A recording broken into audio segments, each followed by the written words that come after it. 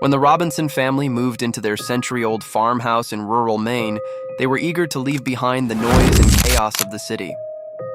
It was a quiet place, too quiet sometimes, especially after sunset when the wind crept through the cracks of the windows and the trees outside scraped the glass like long fingernails.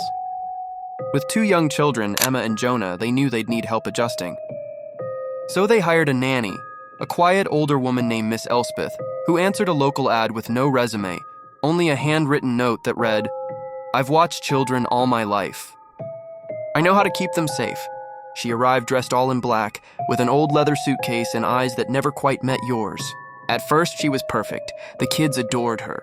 She made strange but tasty meals, sang lullabies in a language no one recognized, and always kept the children in line without ever raising her voice. Then the odd things began.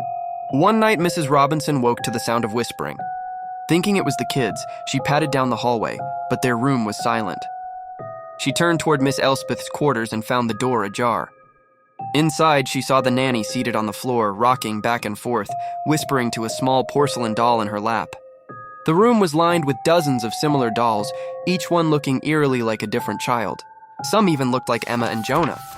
The next morning, when questioned, Miss Elspeth simply smiled and said, "Children leave impressions.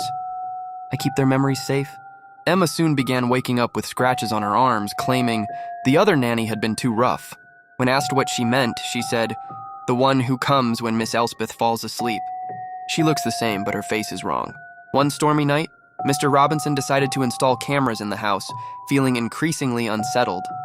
What he saw in the footage the next day made his blood run cold. At 2:47 a.m., Miss Elspeth stood beside Emma's bed, her back to the camera. She was still for nearly 10 minutes before her head snapped toward the lens, as if she knew she was being watched. Then she slowly raised her hand and placed one finger to her lips. Shh. The Robinsons fired her that morning. She didn't protest. She simply packed her suitcase, whispered something to each child, and walked out into the mist. But before she left, she handed Mrs. Robinson a small object wrapped in lace. It was a porcelain doll with Emma's face. They tried to throw it away, burn it, bury it. But no matter what they did, the doll always found its way back inside the house.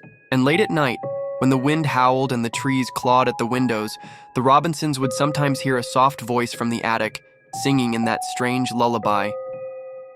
Subscribe, Fort, Part 2.